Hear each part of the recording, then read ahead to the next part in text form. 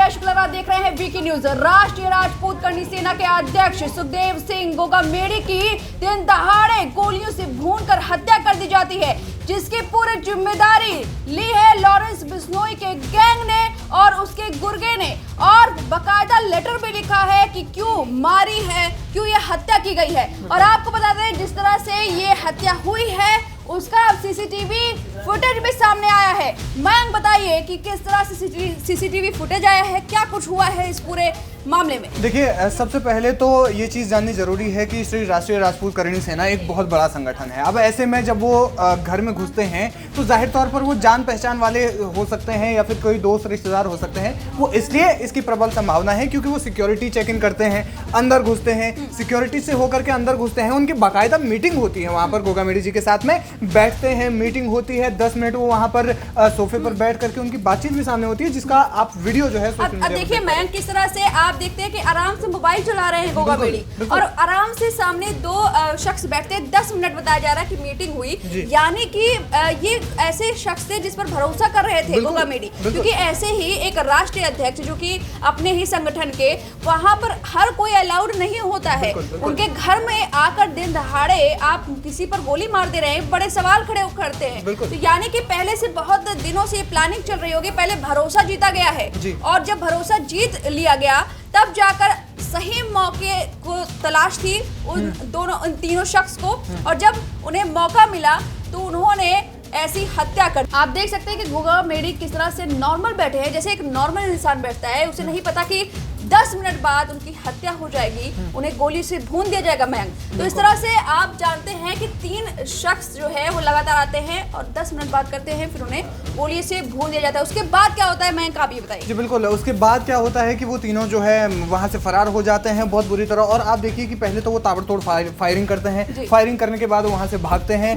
भागने के बाद बाकायदा पोस्ट की जाती है रोहित गोदारा की तरफ से सोशल मीडिया पर, और कहते हैं कि राम राम भाइयों, हमने जो है गोगामेडी जी की जो हत्या हुई है वो हमने ली है, उसकी पूरी जिम्मेदारी हम लेते हैं, क्योंकि वो जो है हमारे दुश्मनों को सहयोग करता था और हम ऐसे में छोड़ेंगे नहीं उनको। और ऐसे में ये जो सोशल मीडिया पर जो आप पोस्ट है वो टीवी स्क्रीन पर देख सकते हैं किस प्रकार से कि वो पोस्ट की जाती है बाकायदा, यानी कि खौफ नहीं है किसी भी चीज का, डंके की चोट पर ये हत्या कर बिल्कुल बिल्कुल। और उसके बाद फरार होते हैं।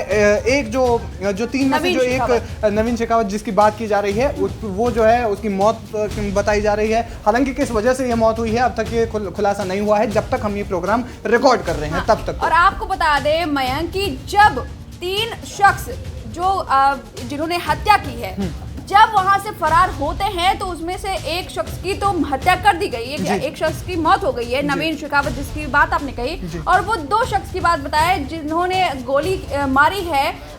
उन्होंने जैसे घर से वो फरार हुए तो पहले एक ने तो कार की छिनौती भी की, बिल्कुल। एक कार ड्राइवर के गन पॉइंट पर उसने कार छीनी और फिर कार लेकर फरार हुआ, और दूसरे शख्स ने एक स्कूटी चालक को निशाना बनाया, उसे घायल किया, उसके बाद उसकी स्कूटी छीनी और वहां से फरार हो गया। तो 2 फरार होने में कामयाब निकले और एक फंस गया जिसकी अब हत्या हो गई है, नवीन शेखावत। तो इस तरह से लगातार आपने जैसे बताया कि इसकी पूरी कांड की जिम्मेदारी लॉरेंस बिश्नोई ने ली है। तो ऐसा क्यों, आखिर जैसा कौन सी ऐसी दुश्मनी रही होगी? मैं जाहिर तौर पर दुश्मनी रही होगी और बहुत सीरियस दुश्मनी रही होगी, क्योंकि जिस तरीके से लॉरेंस बिश्नोई गैंग ने इससे पहले भी जो पंजाबी जो सिंगर हैं उनकी हत्या, सिद्धू मूसेवाला की जो हत्या की जिम्मेदारी ली थी, उसके बाद से जैसा कि पोस्ट के माध्यम से पता चलता है कि उन्होंने ये कहा कि हम जो है इसकी जिम्मेदारी लेते हैं, हमारे दुश्मनों को जो है फ़ायदा पहुँचाने की कोशिश की जाती थी, सहयोग करने की कोशिश की जाती थी। तो जाहिर तौर पर ये कोई आपसी रंजिश का मामला है और बहुत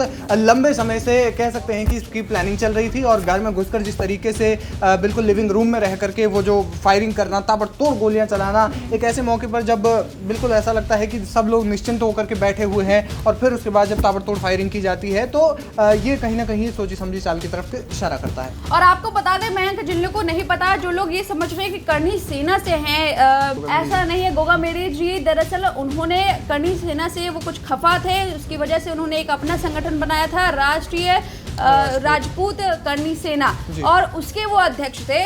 और पद्मावत फिल्म में जो तोड़फोड़ की घटनाएं सामने आई थी 2017 में, वो राष्ट्रीय राजपूत करनी सेना ने की थी, ना कि करनी सेना ने की थी। तो ये दो अलग अलग संगठन है। तो करनी सेना से ही अलग निकलकर सुखदेव सिंह गोगामेडी बाहर निकले थे और उन्होंने ये अपनी एक अलग संगठन बनाई थी जिसके वो अध्यक्ष थे। और इस तरह से आराम से वो सोफे पर बैठे थे और दिन दहाड़े करीब 1 बजे उनकी इस तरह से हत्या कर दी जाती है और जिसका सीसीटीवी फुटेज भी अब सामने आया है। हालांकि उसके बाद उन्हें अस्पताल जरूर ले जाया जाता है, लेकिन अस्पताल जिस स्थिति में ले जाया जाता है उसके बाद डॉक्टर्स उन्हें तुरंत जो है मृत घोषित कर देते हैं। और इसके बाद अब ये जो मामला है वो तूल पकड़ता जा रहा है। पुलिस इस मामले में बिल्कुल तफ्तीश कर रही है और बहुत बड़े स्तर पर जो है वो तफ्तीश कर रही है। जो 2 आरोपी फरार हुए हैं और साथ ही साथ जो रोहित गोदारा जिन्होंने ये पोस्ट करके ये चीज़ कबूल की है, तो उसकी भी जो है वो तलाश की जा रही है। और ऐसे मामले में पुलिस अब देखना ये होगा कि कितनी जल्दी जो है वो आरोपियों तक पहुंचती है। बिल्कुल, और इस खबर पर हम पल-पल की अपडेट देते रहेंगे। फिलहाल बने रहिए वीके न्यूज के साथ। वीके न्यूज, राष्ट्र के नाम।